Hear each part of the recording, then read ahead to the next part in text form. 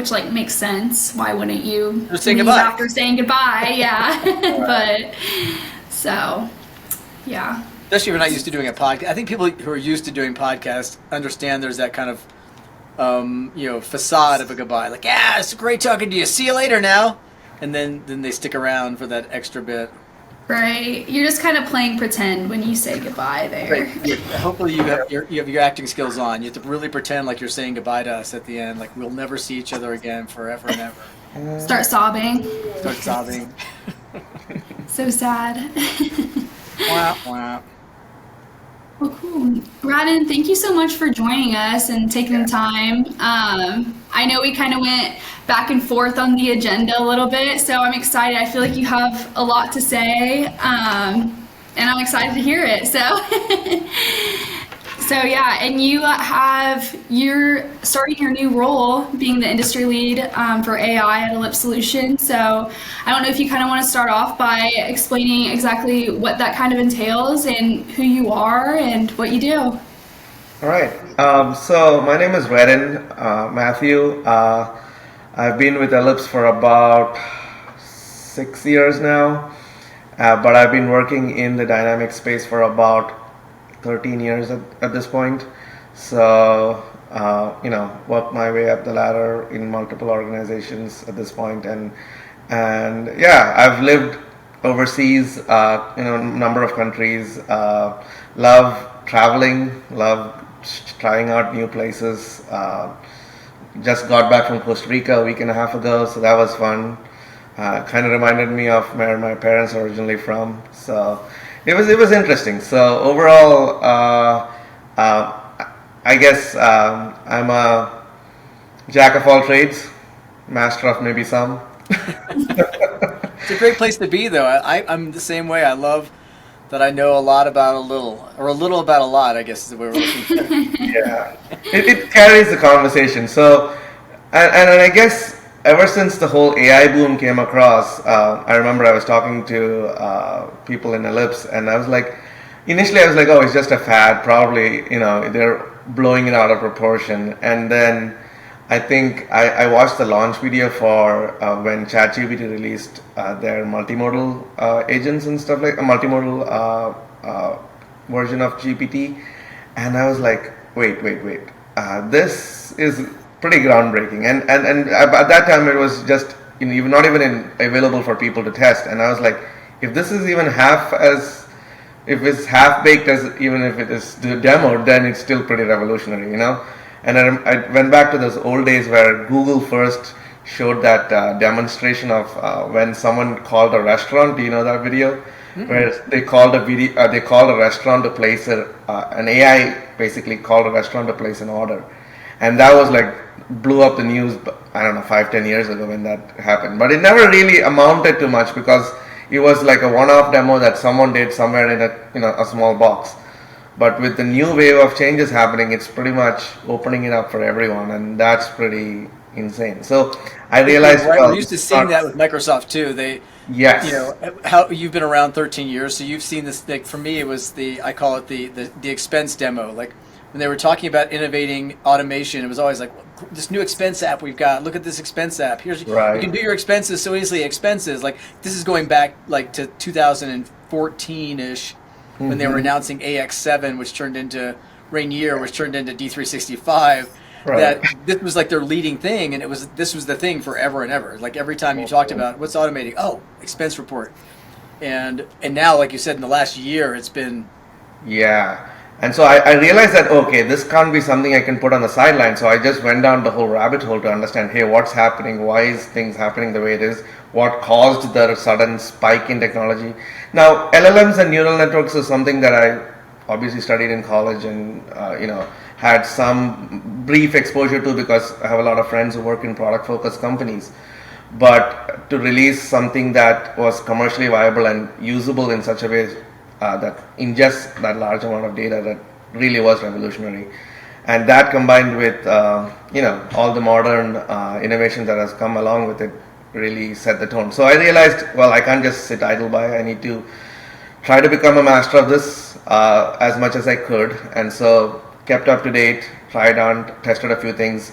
presented actually at our Ellipse conference last year, and that was pretty cool because I think that was the first multimodal enterprise demonstration that was done, and that was even before OpenAI and Microsoft even released those code generally for usage. So it was like a super pre-release version, but it still was pretty awesome to demonstrate for everyone back then. So I've been trying to stay up to speed with things, and hopefully over time my role would involve making this translate to real world usage for our customers, for people who just want ideas to piggyback off of, and then try to see how to make that benefit their business and life in general. I think that's what they're aching for. Yep. Yep. Yeah. It sounds like you've done like a lot of self-education and stuff like that. What would you recommend people to do, or what resources have you found to be helpful to learn more about this subject? That's an interesting question. So I just Substack is actually pretty cool. If you haven't gone much into it, like Substack, there's someone researching something somewhere. So if you put that as a topic that you're interested in, it pushes out whatever the latest news are, even if you're not particularly following it, whether it be within the Microsoft space or outside of it. But I've seen that is helpful. I would say there are a bunch of forums online that where Microsoft releases their press releases as well as any new updates. So staying up to date, and to be honest, using AI to learn AI is probably the smart idea. That's what I did. So I realized that I can't probably learn all the information in the world. So let me try to have some typical prompts that summarize what I need to know, and then I can learn on the things that I think will add value for myself. So yeah. Yeah, I mean, what better, that's like learning something about a person. What better way to learn about them than asking that person? So it's kind of the same gist of why not ask AI about AI, which is kind of funny, but... Are you really conversational with AI? I was just reading somebody in the industry named Anya Chichersky, who was piggybacking on another person a gentleman named Roland Chi, who was driving for a couple hours and just put his phone on to conversational, as having a chat with AI. Right. Yeah. And it would ask him questions. He would talk. It would ask. He told it, "Hey, I want to have a conversation." And so she was saying it wasn't working as quite as well for her, the way he described it. So she was trying to figure out. But basically, it was just this concept of, I'm going to talk and give you some information, and I want you to talk back with me. Right. And think about it, because like right now we are here recording a podcast. Essentially, if you look at it in one dimension, it's an unlimited podcast where you can actually hear what you want to hear, or at least the content that you're interested about, and it's in a conversational style. So it's like you're almost participating in a live podcast with someone who knows something that knows something about something else. So knows something about everything else at the end of the day. Yeah. We talk about the master of everything, and right. We're talking about her level knowledge.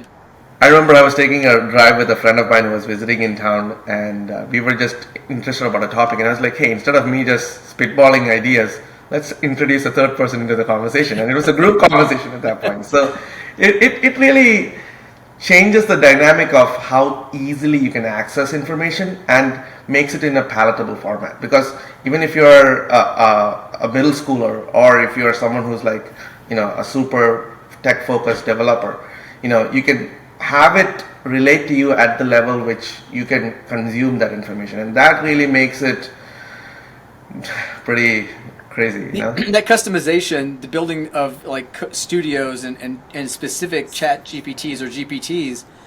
I just had a conversation earlier with a gal who's created a business around empowering females, and what she did is she's created a chat GPT that's feeding itself with a female point of view. So the storytelling was gonna really lean into women in tech. A business could do the same. You've got vernacular. You've got the way in which you conduct business. You create this internal resource that then your employees, new employees, old employees can use and ask it questions, and they're going to get answers in the language that the business is using, so it can translate faster, and people can onboard and learn faster. Right. And Yeah, and the trainability of it is actually pretty significant in the sense. No, I'm not just talking about the model training. I'm saying like by engineering prompts and by teaching it to think the way you want it to think, and because I like talking about this with our customers when we talk about Dynamics implementation. Like as far as Dynamics being an overall suite of applications which you can implement different facets depending on what is relevant to the business, it's a bunch of Lego blocks that you put together. But even in putting those together, there are things that make a business tick, like a secret sauce, as some people call it.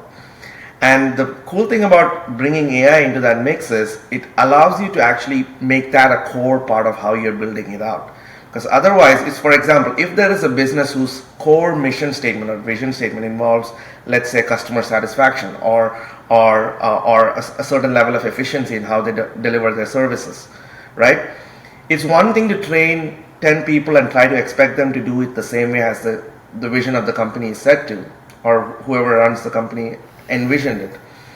But it's another thing to make that, to structure that through AI driven innovation to make that really possible. Like if I say that customer satisfaction is one of the core values of a company, and as we integrate AI into our daily work streams, it really allows us to have that check and balance without it seeming like, oh, I have to jump through 10 hoops to do that. Yeah. And so it allows for that consistency to come out as well. Yeah, for sure. I feel like sometimes people forget that, like, yes, AI is a tool, and I feel like a lot of businesses are implementing it in that sort of way now. But like you said, I think they do forget that you can really reimagine your whole processes that you use in your business and help it or have it help you do that for you. Correct. So, yeah, that's really cool. Do you have anything else to say on how businesses can do that, or any pieces of advice? Yeah. So since I'm more involved with the Microsoft ecosystem, I can speak from a little bit from that angle. Now, there's a lot of tech companies trying to do a lot of things and release products to the market, but I really do feel that Microsoft has been ahead of the game, and in a lot of ways, like and both within the dynamic space and generally within their Azure set of services as well. One of the key flaws, though, I'm seeing in the industry is people are so used to seeing the commercial individual usage of AI as the pinnacle, which it is really cool and is really important. But as a result, people seem to think of it as if, let's say Facebook, right? When Facebook initially rolled out, they saw that as the first major social media network. Right? And as a result, initially businesses were like, oh, that's just a private individual based use case. And over time, then they realized the potential for marketing, ads, and how important it is to have that kind of social media presence. And now that has just fueled the whole industry of, how companies do marketing in social medias in general. And I feel like right now, because we are still in the nascent stage of AI, there is this general mindset that, oh, this is just for like cool, quirky things, asking a few questions to ChatGPT or to Copilot and getting some initial information and kind of using it as a CD-like assistant, and that's the extent of it, what it can do. But to be honest, my opinion, and as well as what the leading experts now say, is that's just the tip of the iceberg. That's just like the cool factor that initially wows you, but there's much more beneath that. And if companies start seeing this as a tool, then they will start seeing it more like, oh, I can use it to solve X problem, Y problem. In reality, it's just a paradigm shift. Microsoft terms it these days from their studies and research as it's the era of a frontier firm. So if you can go back to the 19th century and when there was that gold rush, and initially when the country started expanding westward, it was a new breath of, oh, we don't know, it's unexplored terrain. But along with that, there was so much potential. And the only thing here is you actually know what the potential can be, because this is a much more defined quantity, And as a result, my tendency is to think that the more businesses see this as, hey, this technology effectively puts all companies back to a startup phase. Whether you like it or not. If you see it as that, you can adapt quickly. If you don't, then you'll risk to lose out on the potential benefits that it brings in the short term, and then it pushes you to behind the pack when it comes to as other companies adapt and go forward. So it's not something you can just push off for the next 5-year plan or anything like that. You're going to either be the next Lewis and Clark who got to the Rocky Mountains and decided there's still more, I'm going to keep going, and made it to the coast, or you're going to be a Harold Pincher who stopped and set up his house right there and he was done. Yeah. And he got left behind. Yeah. Exactly. And so if anything I can share, it's this idea that this forces us to innovate, but it's also going to be beneficial at the end of it, because if you adapt, that means the change can be managed in a way that is beneficial for everyone. Yeah. Yeah, and I think there's companies who know they need to adapt and they know the importance of this, and there's some that are still kind of scared and have their doubts and questions and things like that. So maybe to those businesses, do you have anything to say to them, or just like common misconceptions that they may have that you could address and maybe shed some light on to kind of help them out there? You start using AI now.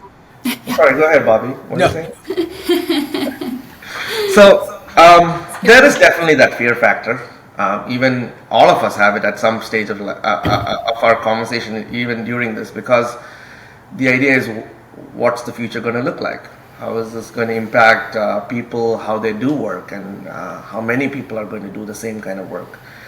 I remember when I was in college, the college that I worked on, and by the way, I'm going kind of off script here a little bit, in the sense like I'm trying to remember an example.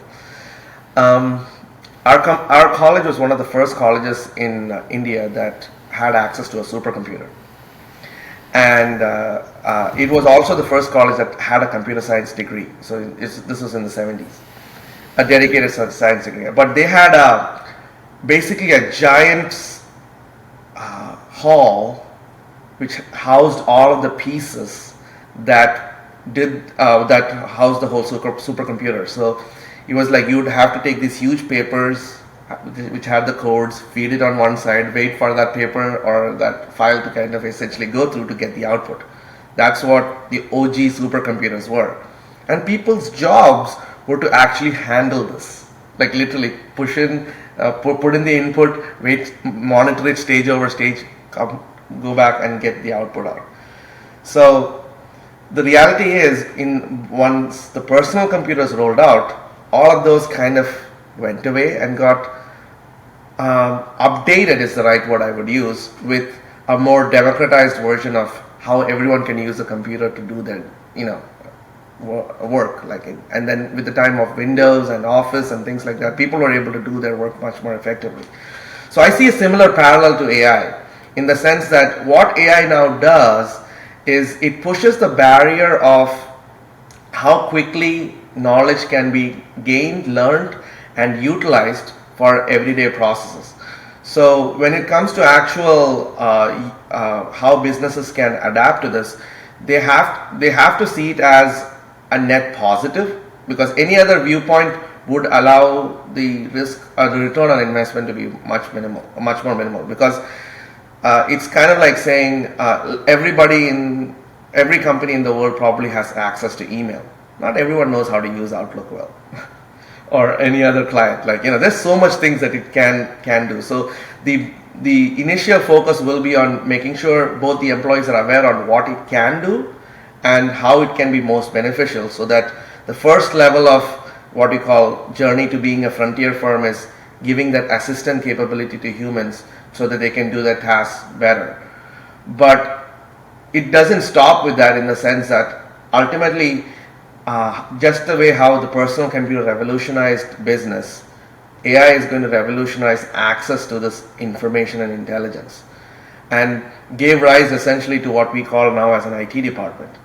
And one of the things that Microsoft kind of codified is this idea or this concept of an intelligence resource department. So which is almost like a hybrid between HR and IT, that really allows people to then get a right structure of information and a combination of what AI can do to basically augment what the business needs, the business has in terms of goals. So it sounds a little far-fetched, but essentially what it means is the agentic capabilities of AI, businesses are able to expand and scale at an unprecedented level than ever before. And so what businesses should look forward to is, where do I see my biggest drawbacks? Start with those areas and try to see how agents can now help transform that into a net positive so that it can scale easily. That's where probably I would advise most businesses to start off with. And don't delay till you think that I'm waiting for a market-ready product. And that's, I feel like, one of the things that most people generally tend to default to. Let me get a off-the-shelf product that can just do a certain thing. And in reality, that's a fine approach if you're doing a business like anybody else. Like if your business is 100% identical to most other businesses, then probably. Yeah. But having dealt with a lot of medium and large sector enterprises, every business does things a little differently, and that's why they are still in business, generally speaking. And so waiting for an off-the-shelf product probably isn't the best long-term strategy. Short-term, yes, you can do some plug-and-play, fix immediate issues.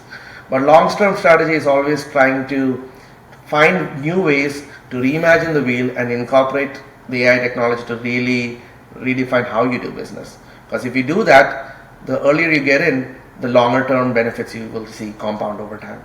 The one thing that resonates for me is that I directed an IT department for 13 years and did a lot of projects, and I just look back. I'm look back into those moments where if power apps had been around, AI had been around, and the right people are in place, there's a lot of self-service. Your IT department expands, whatever you want to call it, your intelligence resource expands, because some of the smaller projects or smaller little enhancements I would do easily could have been done with AI.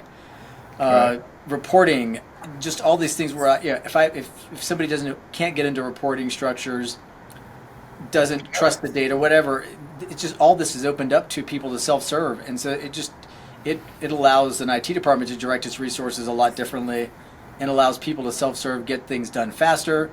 But you've got to start, and got to figure out somewhere. Got to figure out some place to put a flag down and just kind of figure out what your organization's needs are and what it looks like, matched up to AI. Let's let a couple of smart people get in a room and just work this out for you. Right, and because in the last phase of IT departments and projects that you see in general across the industry, there was a lot of automation, a lot of integration happening. But now that you have coupled that with some level of intelligence, like in terms of I'm doing this with the goal in mind or the expected outputs in mind, that really allows you to create a digital twin that is able to now expand. Like, you've heard this probably in businesses going around, like, if only I could clone myself. And a lot of people are overworked in the industry, across industries, not just in IT, but in different industries, especially because some of them are maybe still doing manual reporting. Maybe they are doing what 3 people used to do. Now with the advent of AI, it's not that you're trying to replace 3 people with 1 people, but the functions that are no-brainers become something that a person can then add to their skill set so they can expand their capabilities and capacity actually. So that capacity now really is going to widen, and that's where I think businesses need to set the focus on so that they can have a positive mindset about this. Mm-hmm. Yeah, I think that's a good segue into kind of what exactly is going on with AI, specifically within D365 Finance and Operations. You guys have talked a lot about like reporting tasks and how those can be automated now and save up a lot of time for different teams. What else have you, maybe both of you guys seen, or maybe you, Radin, seen within D365 that specifically has been automating different things or that people can use to free up some time for themselves? Bobby, you want to go first?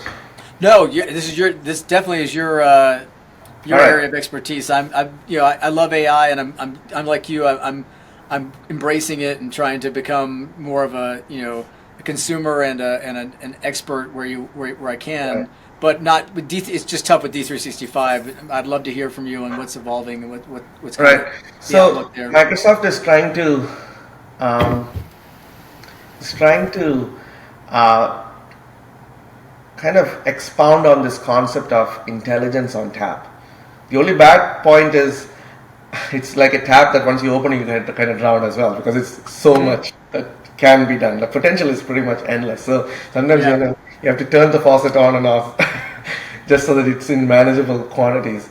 But as far as Dynamics is concerned, the first thing that you are going to see, and it's going to come up in the next few updates, especially in finance and operations, the whole workspace is being reimagined. If you haven't seen that, now they're having an AI first workspace as well that is they're trialing right now, which essentially reimagines how you're accessing the information you need to see, which stems from this initial understanding that before a lot of these tasks required clicking a few buttons, running through these steps to get through the end result. But in the long term, what that's going to look like is we are trying to model what the business process is and make each segment of that into a dedicated agent. All right. So what Microsoft is doing in Dynamics is trying to find those segments, like for example, reconciliation of bank accounts and things like that, or agents for negotiating with vendors and things like that. So they're trying to come up with use cases which is as broadly usable across multiple industries, and they're trying to release those as individual agents natively in Dynamics. But that will be coming at a relatively steady pace, so I wouldn't expect like industry specific agents to be coming out in the next 6 months at least, based on what I'm seeing in the pipeline. But the opportunity to act for individual companies to model those agents for themselves based on how their business rolls is wide open. One of the things you are seeing is not only is the Copilot integration throughout the application, but more importantly, Microsoft is one of the first companies that has allowed the expansion of AI integrations through the MCP, which stands for the Model Context Protocol. And so what Microsoft is empowering businesses to do is use Dynamics 365 ERP and CRM as the base database and then expand the business use case through agents. So think about it this way. Let's say there's a person who is a transportation coordinator. Let me use that as an example. And that person's responsibility involves ensuring that the necessary fuel surcharges as well as the rates associated with the different fuel for every area of the country is updated, and making sure that there are some intelligent decisions made on that basis to update accessorial charges or whatever else from a transportation standpoint. In the past, it would involve a person to have to go to the relevant government website, get the latest data, maybe do an integration, download that information, but it still needed to be interpreted. It still needed to be adapted as the data flow changes. Now what the agent does in between is the transportation coordinator has these responsibilities, but each of those responsibilities he can create dedicated agents for that can then tether to Dynamics through the MCP to be able to do some of those tasks and do that well. And then essentially the transportation coordinator becomes a boss of the agents. And so that's how Microsoft is envisioning it. So the MCP really becomes like a gateway for that information to securely flow between the AI LLMs and your core database, so that your enterprise data is secure. More importantly, you can create dedicated flows of what data is and isn't allowed. And so Microsoft is really expanding the toolkit on that side to really allow our organizations to effectively utilize their D365 database and their information. So that's where I see really a lot more potential for companies to take advantage of. Yeah. It's a wide open field. Sorry, I think there's a little bit of a hiccup there. But one more thing I can add, because I had a few notes to kind of talk about cool stuff. I've been working on a bunch of customers with their new demand planning app, and it's pretty cool to see what they're doing there, especially on the front of demand forecasting. So they are basically incorporating a lot of the Copilot features, plug and play for the most parts, to really give insightful feedback based on how the stats are changing. So that I feel is like a quick and easy, ready to use way of how also Microsoft is improving the Dynamics offerings just by incorporating Copilot into things that otherwise would take people a lot of Excel sheets to get to the information too. So that's also pretty neat. Yeah, we are starting to see some of those projects slip in now, because I think that's what people are hungering for. Right. I just saw, there's going to be an Ohio regional event for Doug. There's an AI track they just added on. Again, people are looking for, just you mentioned earlier, just we're kind of past the point of just making cute poems and the cutesy things that were the fun part to get people hooked, that this is a real thing, that now it's actually providing productivity value and business value, and that's going to be what convinces your CFOs to make decisions to fund projects around AI, because they're going to trust that this isn't just a playground for Radin. It's something that's really going to be impactful, and we can put money into it. Yeah, and to be honest, like even as I was talking to the management in our company, I was like, hey, as much as I would love to do this for customers, I want to do this for us too, because we're going to benefit too in many ways. And so and they're all on board for trialing a few pilot projects on that front. So it's pretty. The one thing or one phrase that I would mention is it really democratizes what people can do. Yeah. Like in the past, if a person in manufacturing needed some information to do their work, they would have to hound IT. IT will have to put it in their pipeline. Someone has to develop some kind of a report. The whole life cycle is like 3 to 6 months, depending on the size of the project or the issue. And the backlog. And the backlog and the product backlog. And this really now moves the focus to, why haven't you done it already? You have everything you need at your disposal. Right. I'm not saying it as a negative thing, but the idea is that once you understand that building your own data sources through MCP can really give you the basic bare minimum, and then it's all about, do you ask it the right questions to get the right answers? That's pretty much it. And it's not stealing jobs; it's creating new jobs. It's shifting jobs. It is shifting. Yeah. That's gonna, like you said, it's gonna create a whole different, industry around how to prompt, how to use this technology. Right. And it will force one thing, though, I would say, on the general population. It will force them to think more rationally and analytically about many things.